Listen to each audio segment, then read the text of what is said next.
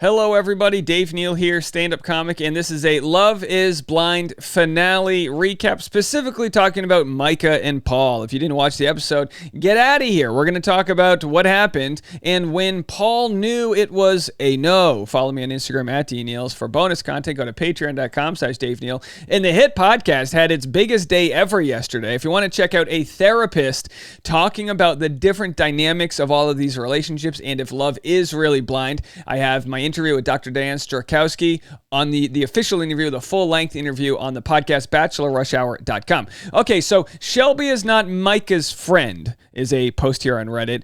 Shelby said, I'm relieved, honestly. That's how I wanted it to go. And we're going to get into what Paul had to say when he knew it was a no. But first, we have all of Micah's friends, specifically Shelby, kind of operating under some toxic traits here. The commenter said, Shelby is a prime example of somebody who isn't a friend and somebody who's extremely mean-spirited.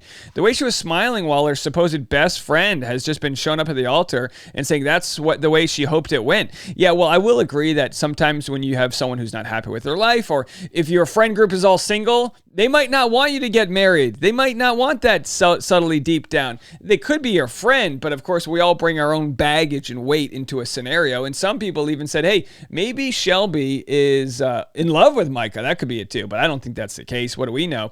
No room to speculate here. But Love is Blind's Micah addresses friendship with blunt pal Shelby, who criticized Paul strictly from love. Here's what Micah had to say.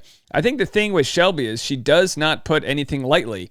I think she's a really blunt person, but she is also my person. Listen, you can replace blunt with asshole. She's really an asshole for acting that way.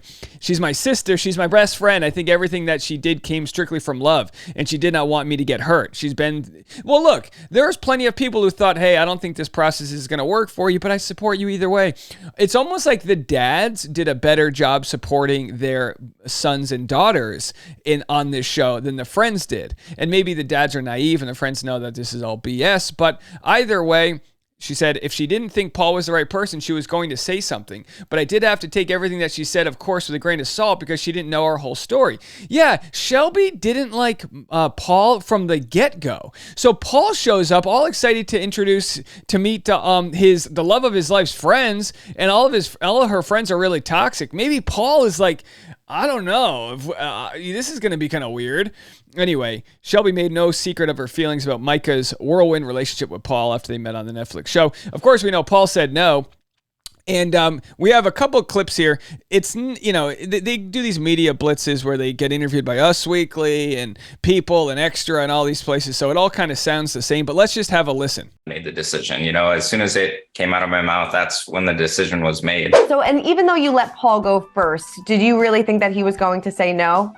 I think that, it was kind of the last chance to show me that you're willing to take the risk and take the jump. And I think that, having him answer first was really the only way to do that. That was kind of a strange question. Even though you let Paul go first, what they meant was even though you let Paul decide if he wanted to get married first, not go, let you go. I worried that maybe he would say yes if I said yes just because. And I really wanted him to answer from his heart. Right. And I felt like it was kind of like all right, show me or don't. And hypothetically speaking, do you think if you both said yes that this relationship would have worked for you?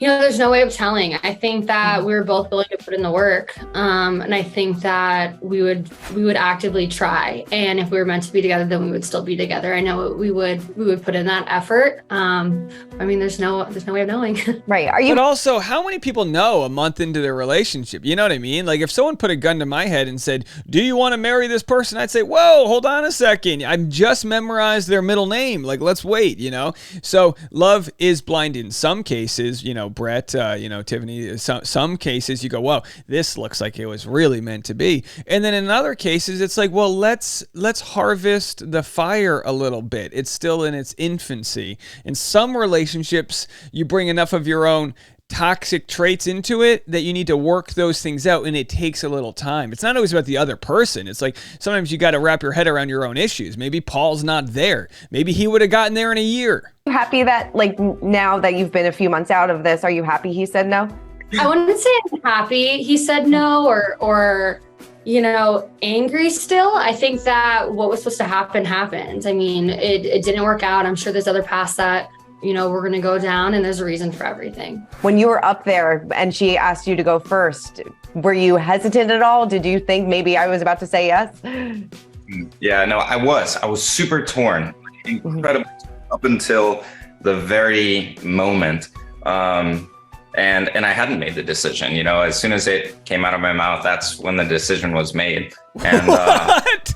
Oh man, I just remember my engagement, my wedding, which by the way, you can watch it on Patreon, patreon.com/Dave Neal. Spoiler alert, I said yes. But when you get married, I don't know about you guys. Leave a comment.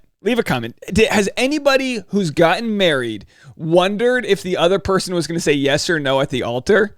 That was the least of our issues. It was like, let's get this part wrapped up because we got the mango margaritas in the other room ready to go. You know what I mean? It's like my biggest concern at my wedding was, am I going to cry and not be able to get the words out, Golly. And here he is going, he's just got like a coin. He's like, okay. They're like, do you take this woman? And he's like, well, heads, I say yes. I guess so. I guess I'll take her. I was flipping a coin if you couldn't tell. Okay. Yeah, I think I don't regret it. It was the right call, I think, at the time. And it was a realization that, while we did love who we were in that moment, there's a lot more to marrying someone than just that. Mm-hmm.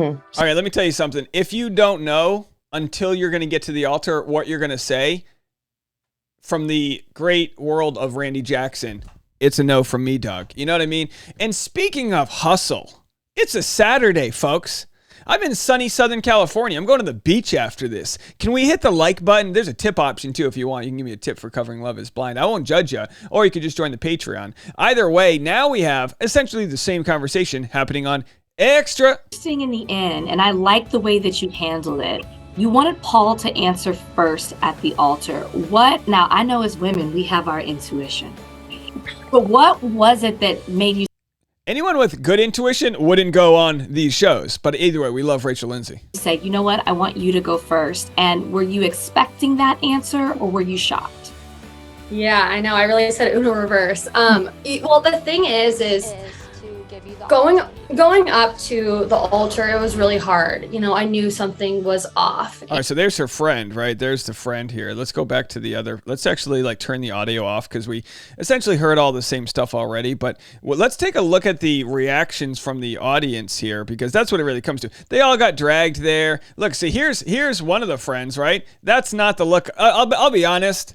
I wouldn't trust my friend anymore if this was, now look, I've been the first to give grace and say sometimes in awkward situations, people will take to humor versus other emotions. But it really looks like her friend is now excited. She can still do Thirsty Thursdays with Micah at the local watering hole. Yes, because he felt like he had to, or he was put in a corner. Okay, so she didn't want him to say yes because he felt like he had to. And give it up for ADHD Nation that we have to have these graphics on our screen. It looks like, did I do an acid trip this morning, or are we watching like a smut reality show?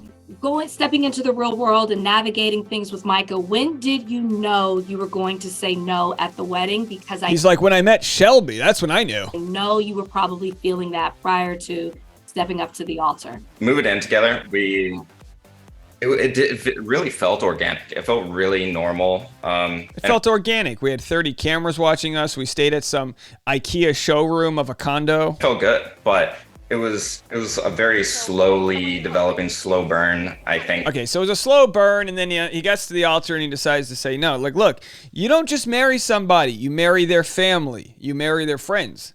Hey, Tasha, can you hear me? I like your friends. I generally enjoy all of your friends. Even the ones that we've agreed we don't like. I'm just kidding. Everyone's got that friend that you wait till you leave and you're like, let's talk trash about. Which friend are we talking trash about? And I'm just kidding. But either way, I love going to brunch with their friends. I'm always the one advocating for, hey, let's go hang out with your friends. They're good guys. The guys that are married or dating my wife's friends are also cool people. You gotta match energies. And could you imagine? Now look, there might be some of my wife's friends that didn't want her to be with me. Maybe there was a richer guy or a better jawline but definitely not funnier. I don't know about that. But can you imagine if she left me for some other power recapper? That would be the ultimate blow. It's like it's one thing to leave me for Brad Pitt, but don't leave me for a YouTuber. Come on now. Either way, even if her friends objected, when it came to the wedding day, they were all happy. Like, we got past that. You know what I mean? I didn't have to watch it on Netflix, is my point. So I have some plausible deniability. Let me know what you guys think. This has been Love is Blind, and this has been our Love is Blind update. We'll have more updates as they come. Make sure to subscribe. Tomorrow night is the reunion, folks. That's the Super Bowl of Love is Blind. It's going to be aired live on Netflix, and we're going to go live after the show. We're going to have our voicemail open, 401-213-9828, and we will be discussing all the things that go down. If you watch Vanderpump Rules, we've also got some Vanderpump Rules content. It's barrel scraping season, and we are all over the place. Give me a like if you like that.